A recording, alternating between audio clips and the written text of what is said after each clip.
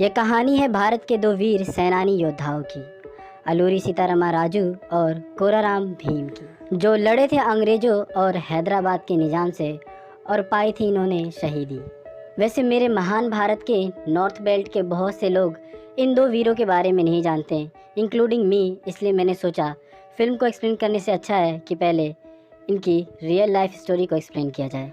सो अगर अभी तक आपने मेरे इस चैनल को सब्सक्राइब नहीं किया है तो प्लीज़ जाकर पहले सब्सक्राइब कीजिए, बेल आइकन को ऑन कीजिए और वीडियो को एंजॉय कीजिए। बात करते हैं हमारे पहले स्वतंत्रता सेनानी के बारे में, जिनका नाम है अल्लूरी सीतारामा राजू। इनका जन्म 4 जुलाई 1857 को हुआ था विशाखापट्टनम में।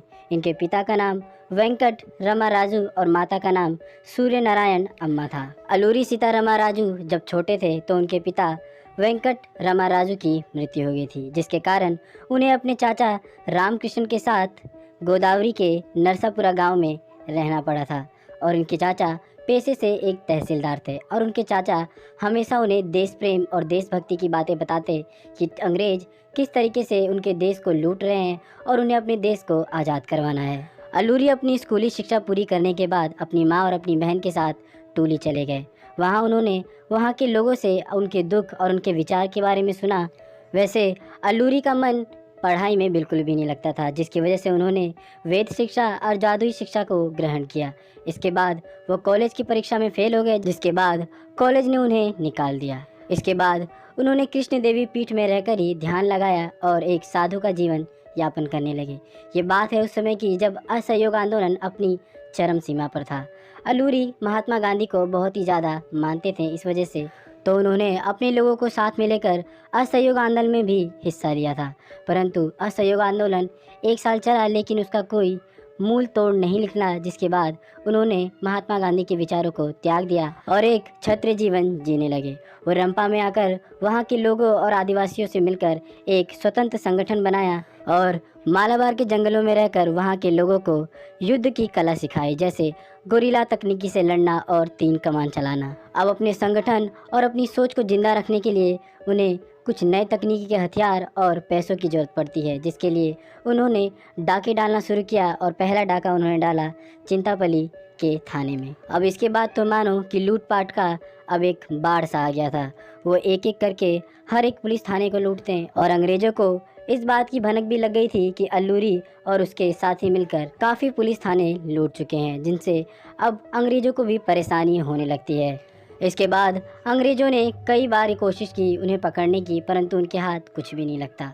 अब इसके बाद ये परेशान होकर ईस्ट कोस्ट के फोर्स से मदद लेते हैं, जिसके बाद धीरे धीरे कर अल्लूरी सीतारामन राजू के संगठन के सारे मुख्य आदमी धीरे धीरे पकड़े जाते हैं। और फिर इसके बाद आता है नंबर महान सेनानी अल्लूरी सीतारामन राजू का, जिन्हें अंग्रेजों ने रंपा के गोदावरी नदी के किनारे पकड़ा और उनके शरीर पर कई दर्जनों गोलियां मारकर उन्हें छल्ले कर दिया।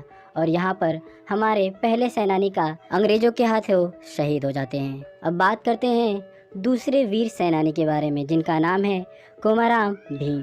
कोमाराम का जन्म 22 अक्टूबर 1901 तेलंगाना में हुआ था। कोमाराम भीम ने किसी भी प्रकार की स्कूली शिक्षा नहीं ली थी, परंतु वो अपने समाज में ही रहकर वहाँ के लोगों की दिक्कत और तकलीफ़ों को देखा था। उस वक्त अंग्रेजी सरकार और हैदराबाद के निजाम दोनों मिलकर ही आदिवासियों के ऊपर काफ़ी जुर्म किया करते थे, जिसके खिलाफ मिलकर कोमाराम और उनके साथियों ने आवाज़ उठाई। उसी समय एक सिद्दीकी नाम का आदमी जो कि टैक्स कलेक्ट करने आया था वहाँ पर, उसे कोमाराम ने मार गिराया था। अब इसी घटना के बाद कोमाराम अपने साथी कोंडल के साथ चित्रपुर चले गए, क्योंकि चित्रपुर में एक प्रेस कंपनी थी जो कि अंग्रेजों और निज़ाम के जुल्म होने वाले हथकंडों के खिलाफ आवाज़ उठाया करती थी।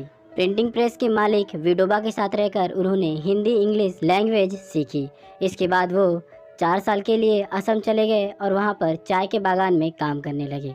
वहाँ उन्होंने चाय के बागान के मालिक के खिलाफ भी आवाज़ उठाई थी, क्योंकि वो बागान में काम कर रहे लोगों की बात नहीं सुनता था। अब इस घटना के बाद उन्हें गिरफ्तार कर लिया गया।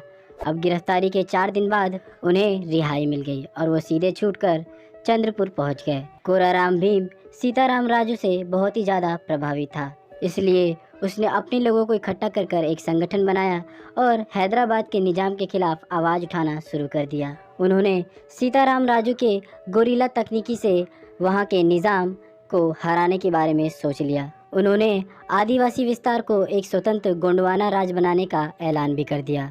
कोमाराम भीम के प्रभाव को देखकर हैदराबाद के निजाम ने उनके प्रस्ताव को मान लिया। कोराराम भीम ने हैदराबाद के निजाम को गुंड छोड़ने के लिए कहा, परंतु वो नहीं माना और उसे अपनी प्रताड़ना शुरू कर दी आदिवासियों के ऊपर। इसके बाद हैदराबाद के निजाम ने कोमाराम के एक मुख्य आदमी को पैसा देकर अपना खबरी बना लिया और फिर सन 1940 की एक सुबह हैदराबाद के सैनिकों ने गांव पर अचानक ही हमला कर दिया।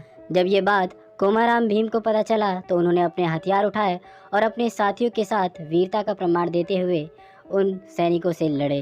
कोमाराम भीम के बारे में यह एक अफवाह थी कि उन्हें काला जादू आता है, जिसकी वजह से निज़ाम के सैनिकों ने उन्हें मरने के बाद भी उनके ऊपर दर्जनों गोलियां दागी और उनके मृत शरीर को उनके परिवार को देने के बजाय उनके साथियों के साथ वहीं पर जला दिया।